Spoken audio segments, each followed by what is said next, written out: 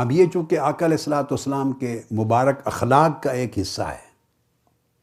اخلاق محمدی کا ایک گوشہ ہے، اب میں اخلاق کا ایک معنی بھی بیان کر دوں۔ علامہ شاہ حسین گردیزی صاحب نے اخلاق کے معنی کو بیان کرنے کے لیے نور الانوار کا ایک حوالہ دیا ملا جیون رحمۃ اللہ تعالیٰ علیہ۔ بالکل صحیح کہا ملا جیون رحمۃ اللہ تعالیٰ علیہ نے۔ تمام ائمہ لغت نے، ائمہ علم نے اور علماء اخلاق نے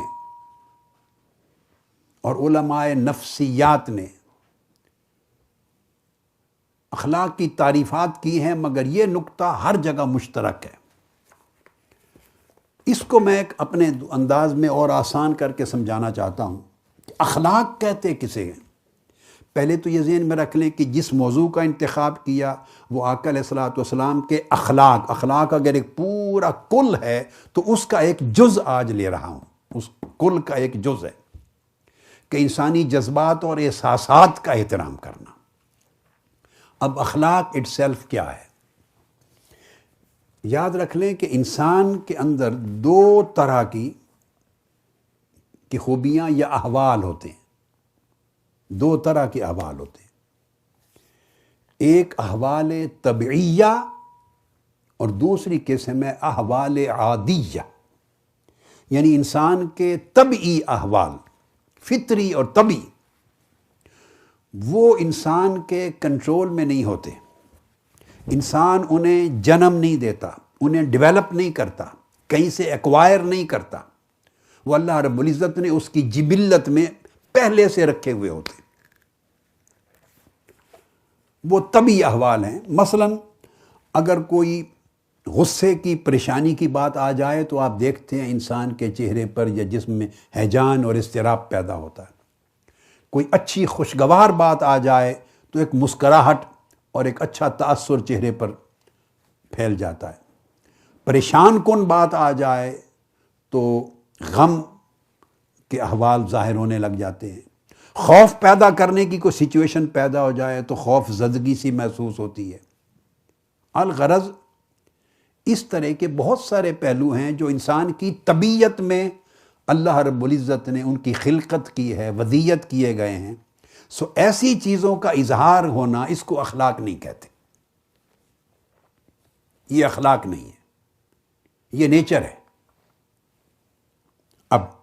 دوسرے احوال عادیہ ہیں کہ جو اس کی جبلت میں تخلیق کے طور پر تو موجود نہیں تھے، مگر اس نے عادت کے طور پہ انہیں اپنایا اور ڈیولپ کیا اور بڑھاتا چلا گیا، اور اتنا بڑھایا کہ وہ جو عادت تھی اس کو اپنی جبلت، خلقت بنا دی، نیچر بنا دی۔ یہ احوال عادیہ،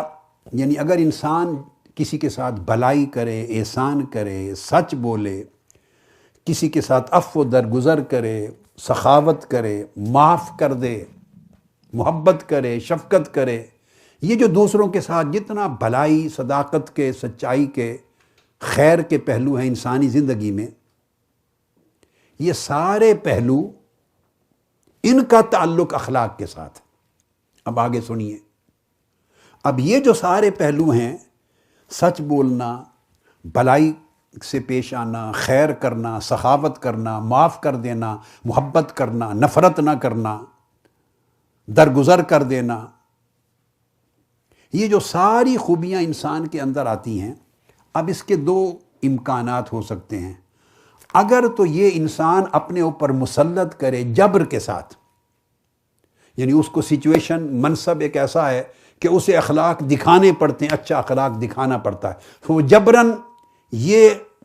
عادات اور یہ خوبیاں اپنے اوپر مسلط کرتا ہے، یا جبراً ان کا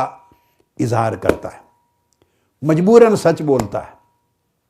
مجبوراً سخی دکھاتا ہے، سخاوت دکھاتا ہے، سخی ہونا دکھاتا ہے، مجبوراً بھلائی کرتا ہے، مجبوراً شفقت دکھاتا ہے، مجبوراً مسکراتا ہے، چہرے پر مسکراہٹ لاتا ہے، وغیرہ وغیرہ۔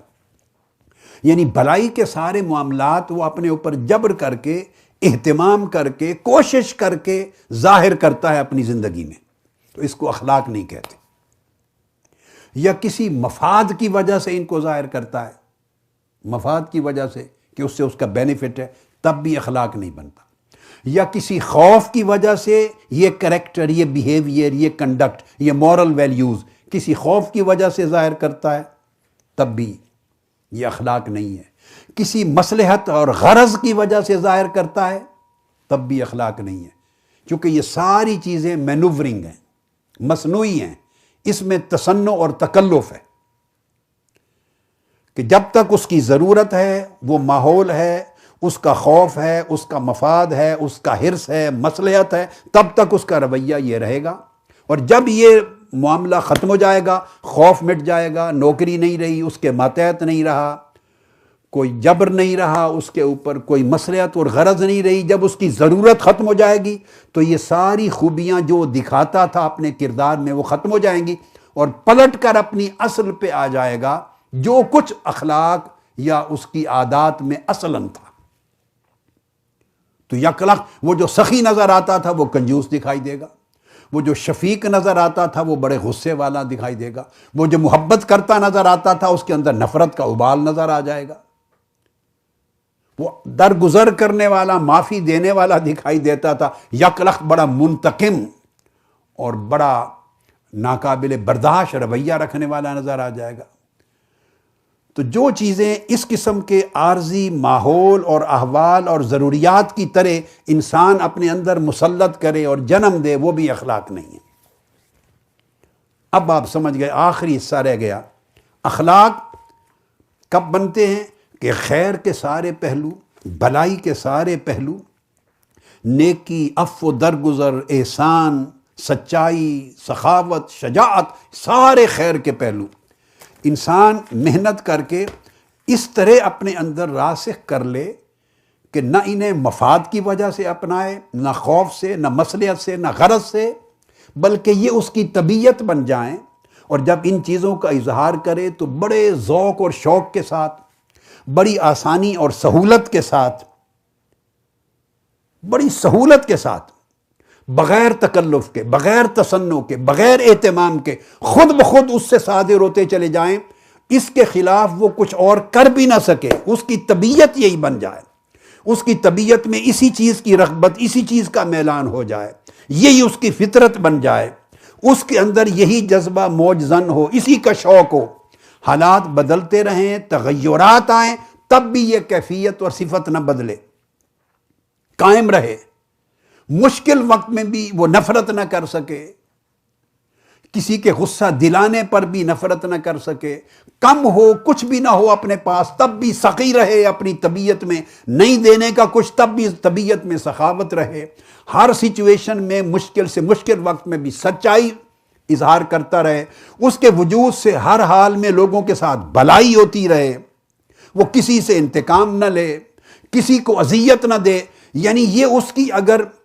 طبیعت بن جائے، اس کی فطرت بن جائے، اس کی خصلت بن جائے، اور اس پر اسے دوام اور استقامت نصیب ہو جائے، بغیر تکلف اور تصنع کے یہ چیزیں اس کی زندگی میں دائم ہو جائیں اور قائم ہو جائیں، اور اس سے وہ راحت فیل کرے اور ذوق اور طبی رغبت فیل کرے،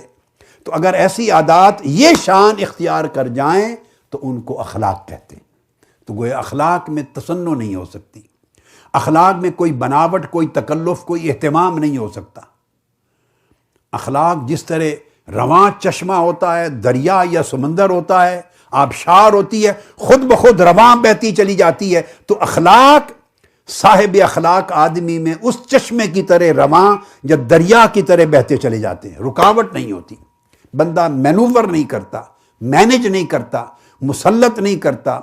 کسی ضرورت کو پورا کرنے کے لیے اس کا اہتمام نہیں کرتا، گویا اس کی فطرت، اس کی طبیعت، اس کی خصلت، اس کی شخصیت اندر باہر سے سہولت کے ساتھ، رغبت کے ساتھ ایک ہو جاتی ہے۔ جب یہ کیفیت پیدا ہوتی ہے تو اس کو کہتے ہیں کہ یہ اخلاق ہے۔